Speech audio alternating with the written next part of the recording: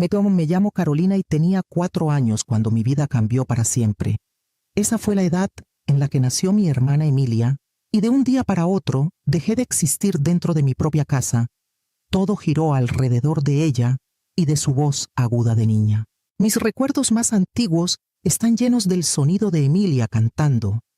Para cuando tenía 3 años, ya era la estrella de cada reunión familiar, mientras yo me quedaba en la esquina sosteniendo las bandejas con pasabocas que había ayudado a preparar con mamá. Emilia tenía una voz angelical que hacía que todos se callaran y la miraran. Mis papás, Tomás y Linda, estaban convencidos de que sería la próxima gran estrella de la música. Carolina, ve y ayuda a tu hermana a practicar las escalas, decía mamá sin siquiera levantar la vista del celular. Siempre estaba grabando otro video de Emilia para enviarlo al chat de la familia. Y asegúrate de que ya lavaste los platos primero. Yo tenía 8 años entonces y Emilia apenas 4.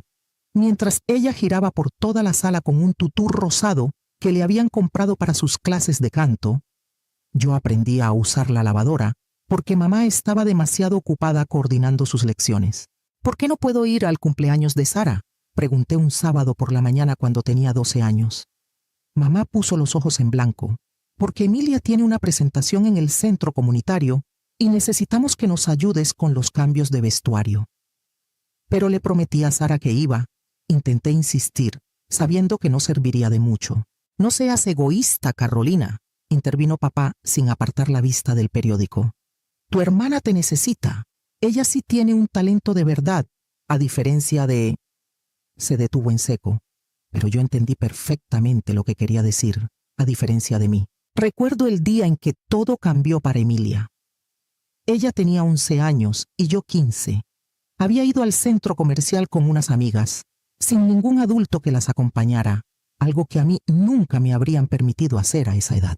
Pasaron horas en la heladería, pidiendo sundae tras sundae y compitiendo para ver quién podía comer más. Se sentían mayores y libres, casi famosas. A la mañana siguiente, Emilia se levantó con dolor de garganta. Al principio todos pensaron que era solo un resfriado, pero empeoró rápido y terminó siendo una infección fuerte que dañó sus cuerdas vocales. El médico dijo que tal vez nunca volvería a cantar igual. Yo estaba en la cocina haciendo tareas cuando regresaron del hospital. Apenas abrí la boca para preguntar qué había pasado, mamá explotó. «¡Esto es tu culpa!», me gritó, roja de rabia. «Eres su hermana mayor, deberías haberla estado cuidando. ¿Cómo se te ocurre dejarla sola tantas horas?» «Pero yo estaba lavando la ropa y limpiando el baño, como tú me dijiste». Intenté defenderme, sintiendo cómo se me cerraba la garganta. «Excusas», tronó papá, golpeando la mesa con la mano. «Estás castigada por 1 mes, sin teléfono, sin televisión, sin salidas, nada. A ver si así aprendes a asumir responsabilidades».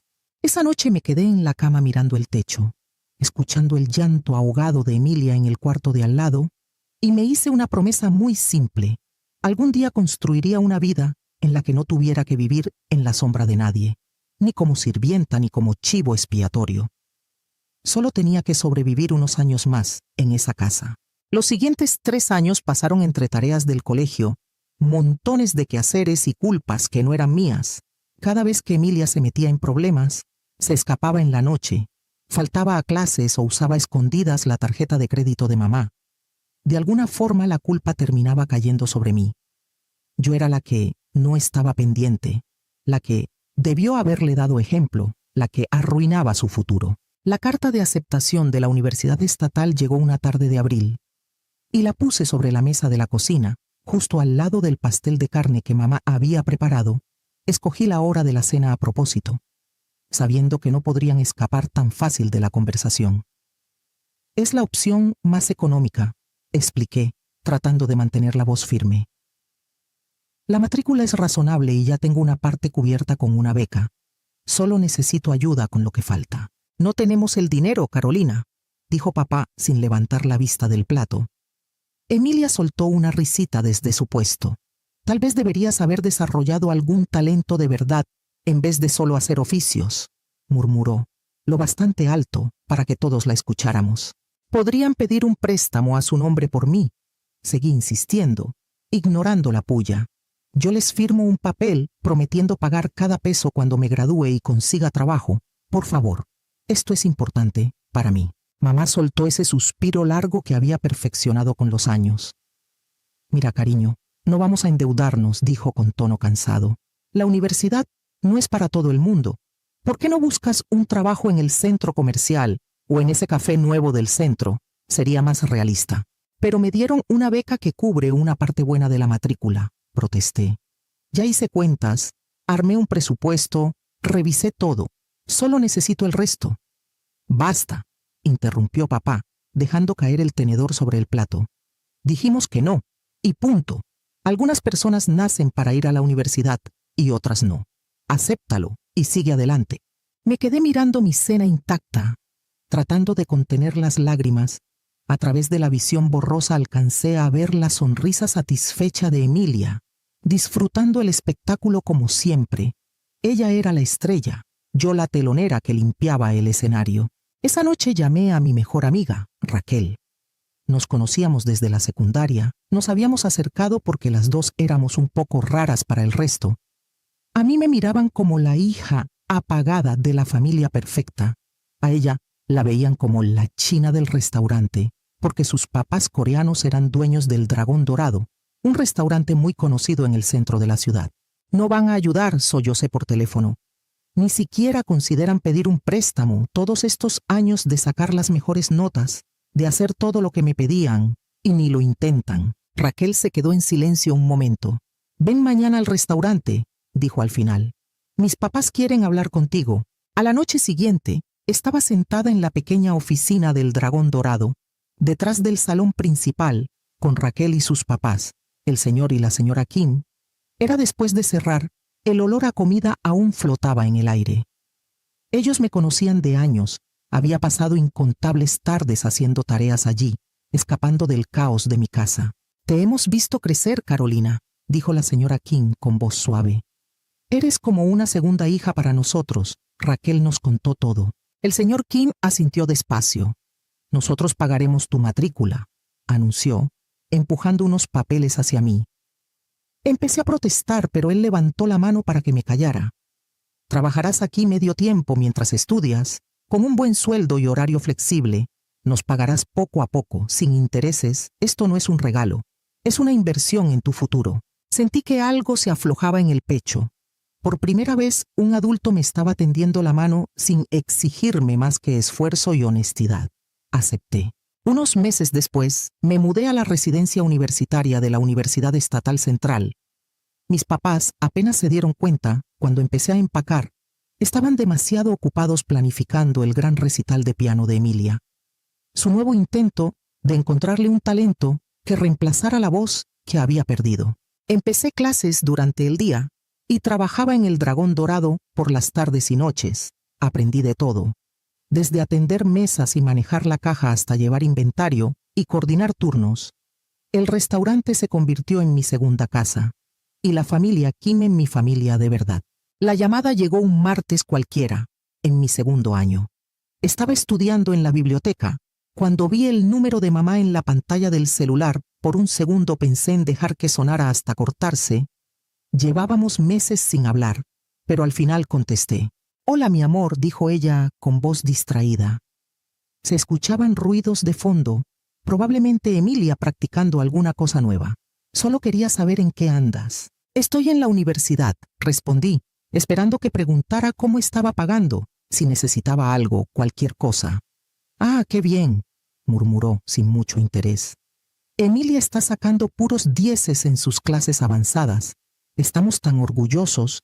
De verdad está encontrando su camino desde lo de la voz. Ninguna pregunta sobre mí, sobre mi trabajo, sobre mis notas. Nada.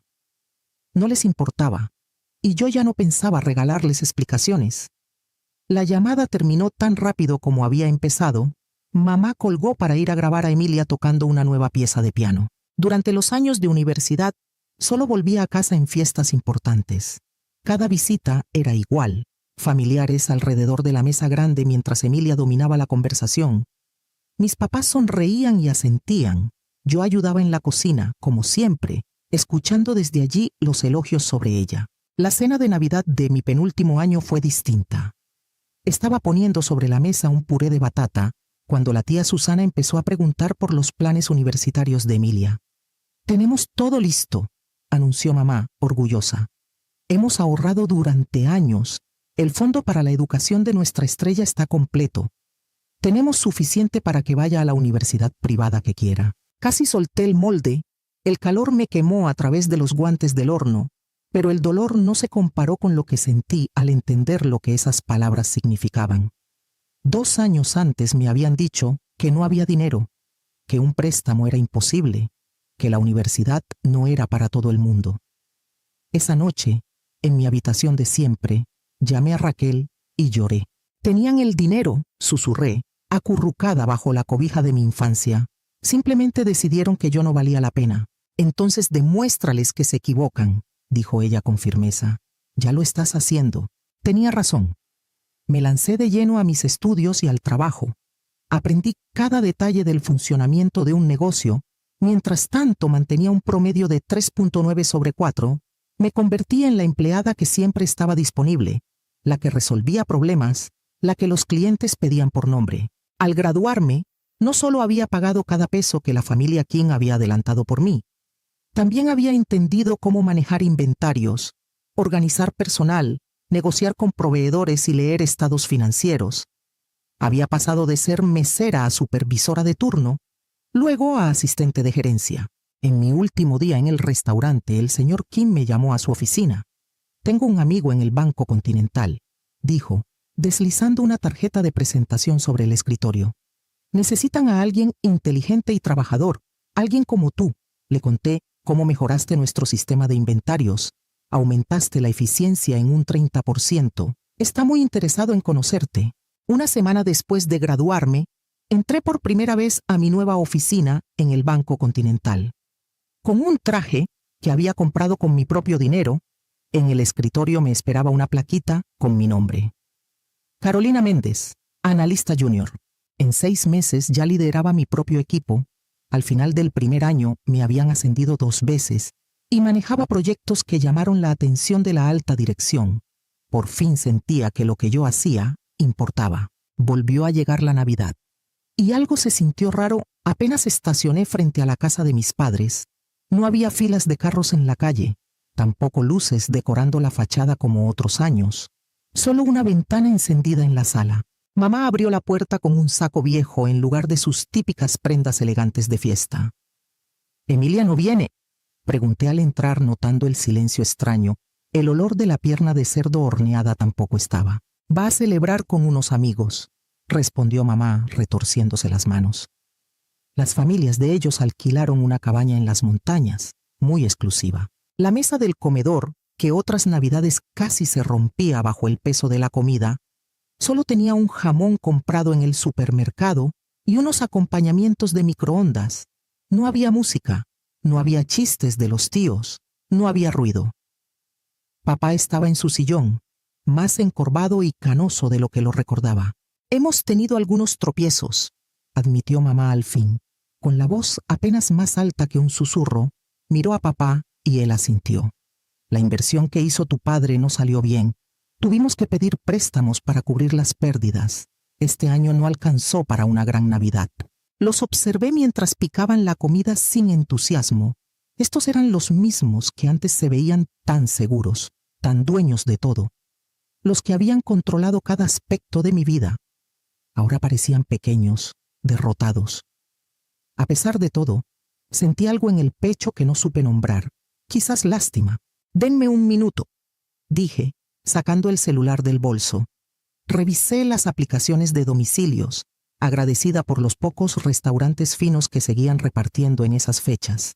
20 minutos y varios cientos de dólares después, ya había pedido un banquete completo. Cuando llegó la comida, la casa se llenó de olores conocidos. Carne bien asada, puré suave, verduras al horno, postres de verdad. Por un rato todo se sintió casi como antes, casi. Mientras comíamos, noté cómo mamá miraba de reojo mi reloj de diseño y la blusa de seda que costaba más que sus servicios públicos del mes. «Hemos pensado algo», dijo al fin, intercambiando una mirada con papá. «Ya que estás en tan buena posición, Quizá podrías ayudarnos un poquito, solo mientras nos volvemos a levantar. Los miré por encima de la copa de vino. Parte de mí quería repetirles sus propias palabras. La universidad no es para todos. No hay dinero para ti. Pero vi sus caras marcadas por las arrugas y no pude. Podría sacarles una tarjeta adicional de mi cuenta. Escuché que decía mi propia voz. Con un límite mensual. Los ojos de mamá se iluminaron. $1,000 al mes. Aclaré, firme. Ni un peso más. Asintieron rápido. Era más de lo que esperaban. Y menos de lo que yo ganaba en una semana. Unos días después hice que el banco enviara la tarjeta a nombre de mamá. Me prometieron que la usarían solo para lo indispensable. Durante varios meses cumplieron. Los cargos eran razonables. Mercado, servicios, alguna cena sencilla. Casi no notaba el dinero que se iba. A veces veía el nombre del supermercado donde yo misma había trabajado en vacaciones para ahorrar algo para la universidad. La ironía me daba risa. Pasaron 2 años, y tonta de mí, llegué a creer que las cosas mejoraban. La asignación mensual creó una especie de ritmo en nuestra relación. Mamá llamaba para contarme en qué habían gastado, y poco a poco, esas conversaciones se transformaron en charlas más largas, o eso creí.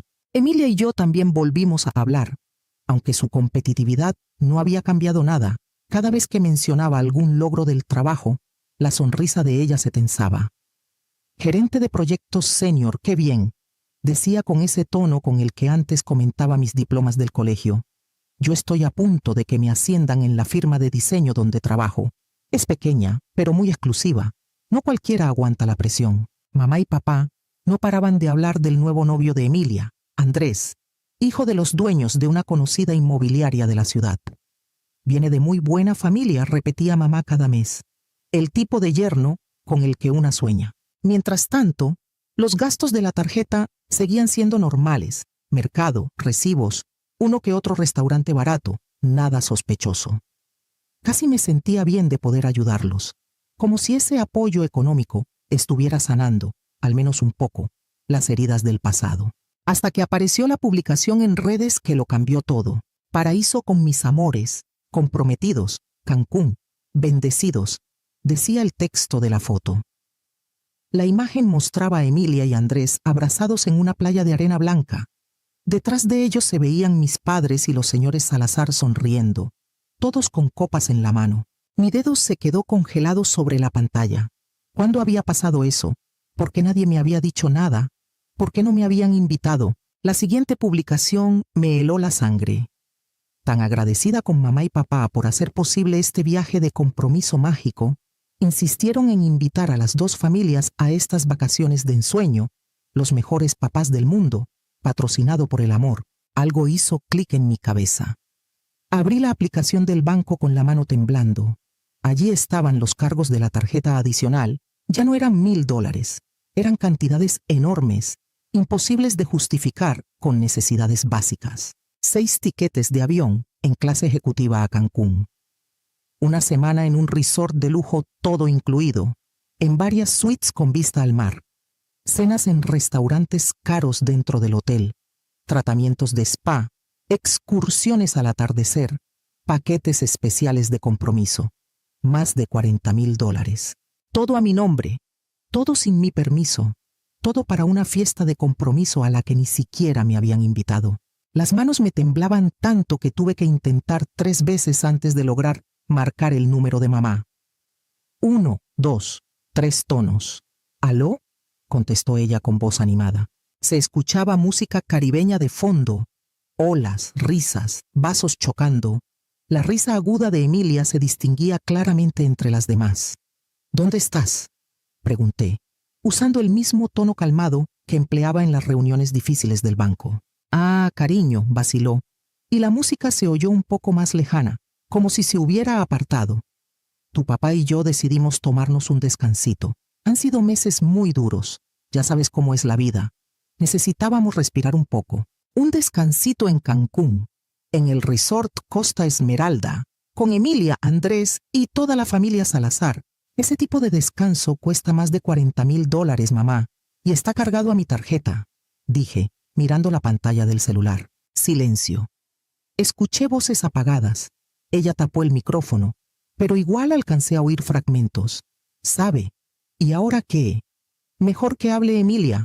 ¿Por qué usaste mi tarjeta para pagarles el viaje a todos? ¿Y por qué no me invitaron ni siquiera a la fiesta de compromiso de mi hermana? Añadí, sin gritar. Más murmullo, luego el sonido del teléfono al cambiar de manos. La voz que vino después fue la de Emilia, cargada de desprecio. «Mira, señorita ejecutiva», dijo, alargando las palabras. «Aquí no te necesitamos. Ya no eres parte de esto. Solo eres un cajero automático con piernas. No queremos que vengas a arruinarlo todo con tus historiecitas de éxito». Las palabras me golpearon fuerte, pero respiré hondo. Ese cajero automático acaba de pagar $20,000 por tu fiestecita de compromiso y otros 20 por los vuelos y extras. Es mi dinero el que sostiene su momento perfecto, respondí. Pues para eso sirves, ¿no? Soltó ella con una risa fuerte, fría. Tú trabajas en tu superbanco y nosotros disfrutamos. Por fin estás cumpliendo una función útil. Siempre fuiste buena para obedecer órdenes. Al menos ahora haces algo que vale la pena. La llamada se cortó de golpe. Intenté volver a marcar de inmediato, pero ya no contestaron. Llamé al celular de papá. Fue directo al buzón de voz. Probé el número de Emilia y sonó una vez antes de que lo rechazara. En cuestión de minutos empezaron a llegar notificaciones. Este usuario te ha bloqueado en cada red social donde los tenía agregados. Primero desaparecieron los perfiles de mis padres, luego el de Emilia. Un único mensaje alcanzó a entrar antes de que mamá bloqueara mi número. Estamos cansados de tu actitud y de tus celos. Déjanos en paz. Ya arruinaste suficientes momentos especiales para Emilia. Me quedé mirando el texto, sintiendo cómo algo duro y frío se formaba en mi interior. Ya no me temblaban las manos. Abrí de nuevo la aplicación del banco. Esta vez no fui a la lista de compras, sino a la sección de viajes y tarjetas activas. Cada clic era como romper un eslabón de una cadena que me había tenido atada desde niña. Primero llamé al número de atención al cliente. Expliqué que había gastos de viaje no autorizados en mi tarjeta adicional, que yo no estaba en Cancún, que no había dado permiso para esos cargos. El asesor verificó mis datos, revisó los movimientos y tras hacerme varias preguntas, me confirmó que podían cancelar las reservas futuras y bloquear el plástico. «Procedamos», dije sin dudar. Las noches adicionales en el resort se cancelaron. Las excursiones al atardecer y los tratamientos de spa se anularon. Los tiquetes de regreso para las 6 personas fueron eliminados del sistema. La tarjeta adicional quedó definitivamente desactivada.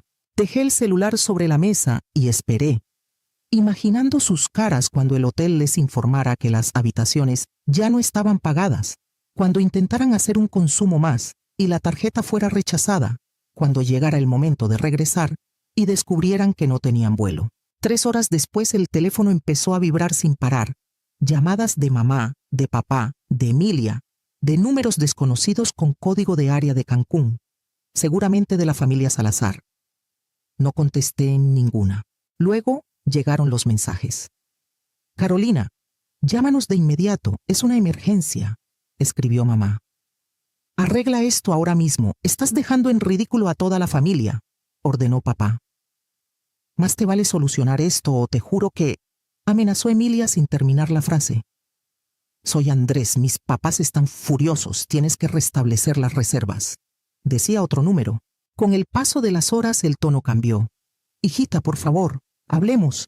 Podemos llegar a un acuerdo», escribió mamá. «Te vamos a pagar. Solo ayúdanos a salir de esta», insistió papá. «Vamos, Caro, es mi compromiso, no seas rencorosa», puso Emilia. «Mis padres están pensando en cancelar todo. Por favor, esto se nos fue de las manos», envió Andrés. No respondí a ninguno. Tomé capturas de pantalla de todos los mensajes y luego bloqueé cada número y cada cuenta, pero las pruebas se quedaron guardadas. Tenía la sensación de que más adelante las necesitaría. Cerca de la medianoche me llegó una notificación de una red social. «Emilia Méndez ha publicado un nuevo estado». Abrí la publicación. No puedo creer que mi propia hermana intentara arruinar el momento más feliz de mi vida, escribió. Siempre ha estado celosa de mi felicidad, pero esto es demasiado. Cancelar nuestras vacaciones familiares por puro despecho. ¿Quién le hace eso a la fiesta de compromiso de su propia hermana? Algunas personas simplemente no soportan ver felices a los demás. Familia tóxica, corazón roto. Los comentarios no tardaron. ¡Qué horror, pobrecita! ¿Cómo puede alguien hacerte eso? Siempre me cayó mal tu hermana. Se le nota la envidia. Tus papás no se merecen esa vergüenza. Ánimo, hermosa. Había guardado silencio toda mi vida. Ya no. Mis dedos se movieron rápido sobre el teclado mientras escribía la respuesta. Les voy a contar lo que realmente pasó. Empecé. Hace 2 años, mis padres empezaron a usar una tarjeta adicional de mi cuenta, con un límite de $1,000 mensuales para gastos básicos. Yo acepté ayudarlos porque estaban pasando por un mal momento. Nunca hubo problema. Ayer descubrí que habían gastado más de $40,000 de mi dinero en un viaje de lujo a Cancún para celebrar el compromiso de mi hermana con la familia Salazar. Nunca me dijeron nada. Nunca me preguntaron si estaba de acuerdo. Ni siquiera me invitaron. Cuando llamé para preguntar por qué, Emilia me dijo que ya no era parte de la familia, que solo era un cajero automático con piernas. Y el último mensaje de mi madre antes de bloquearme fue: estamos cansados de tu actitud. Déjanos en paz. Sí. Cancelé las reservas que nunca autoricé. Sí. Cancelé los vuelos que jamás acepté pagar. Sí. Detuve el financiamiento de unas vacaciones donde no era bienvenida. Aquí están las capturas de las conversaciones. Aquí están los estados de cuenta de la tarjeta. Aquí tienen la verdad sobre la pobre víctima y su compromiso arruinado. Ustedes deciden quién es realmente la persona tóxica. Subí las imágenes una por una y esperé. El giro fue inmediato. Los comentarios cambiaron de tono. Emilia, eso es robar. ¿Cómo le quitas a tu propia hermana ese dinero sin permiso? Usar la plata de ella y ni siquiera invitarla. ¡Qué crueldad! Carolina, hiciste bien. Nadie está obligado a financiar el abuso de su familia. Qué pena con los Salazar terminar metidos en ese desastre. Los seguidores de Emilia empezaron a desaparecer. Otros se quedaron, pero guardaron silencio. Algunos hasta borraron sus mensajes anteriores. La historia perfecta de la hija estrella se resquebrajaba en público. El resto del desastre me llegó en forma de chismes contados por conocidos, capturas de estados, videos compartidos. Supe que mis padres tuvieron que pedir dinero prestado a 3 amigos distintos para poder pagar tiquetes en clase económica de regreso, que los sacaron del resort en medio del día porque la tarjeta ya no respondía. Que Emilia hizo una escena en el lobby que alguien grabó y subió a internet. El golpe definitivo vino cuando la señora Salazar descubrió que el viaje regalado lo había pagado en realidad una hija a la que ni siquiera habían querido invitar. Confiamos en usted. Dicen que le gritó a mi madre junto a la piscina. Nos dijo que se haría cargo de todo. ¿Se imagina la vergüenza que hemos pasado? Emilia, fiel a su estilo, no ayudó. Dejen de hacerse los pobrecitos, respondió fuera de sí. Si no pueden pagar unos días en Cancún, quizás su hijo no es lo bastante bueno para nuestra familia. Andrés se quedó callado un momento, mirándola como si la estuviera viendo por primera vez. En algo tienes razón, dijo al final, quitándole el anillo de compromiso del dedo. Alguien aquí no es suficientemente bueno para la familia de alguien, y no soy yo. Se fue con sus padres. El compromiso se canceló ahí mismo, frente a los turistas que miraban la escena con curiosidad. Una semana después de que regresaran a la ciudad, los golpes en mi puerta empezaron. Carolina, hijita, por favor, abre, suplicó la voz de mamá al otro lado. Necesitamos hablar. Sabemos que nos equivocamos. Danos una oportunidad de explicarte, añadió papá. Me quedé sentada en el sofá sin moverme, con el televisor encendido pero sin sonido. La luz azul de la pantalla iluminaba la sala, mientras ellos seguían insistiendo durante 20 minutos. El administrador del edificio me llamó más tarde. Me dijo que mis padres habían querido convencerlo de que los dejara subir con la excusa de una emergencia familiar. Si vuelven a aparecer, por favor, no los deje pasar, le pedí con calma. Esa noche Raquel vino a visitarme con comida del Dragón Dorado. Nos sentamos en el balcón mirando las luces de la ciudad. Tu publicación se compartió en varios grupos de apoyo a personas con familias tóxicas, me contó. Mucha gente te ve como una heroína por poner límites. Pensé en todos los años que había pasado tratando de ganar el amor de mis padres, de demostrar que merecía un poquito de lo que le daban a Emilia, en todo el dinero que les había entregado con la esperanza de que finalmente me vieran como hija y no como recurso. ¿Sabes qué es lo más raro?, dije, siguiendo con la vista un avión que cruzaba el cielo. Por primera vez en mi vida no me importa lo que piensen de mí. No me importa si se arrepienten. No me importa si cambian. Simplemente terminé. Ya no quiero ese lugar en su mesa. A veces lo más difícil de crecer no es aprender a valerse por uno mismo. Es aprender cuándo hay que irse.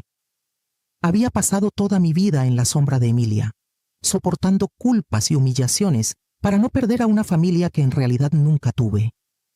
Era hora de caminar hacia la luz por mi cuenta.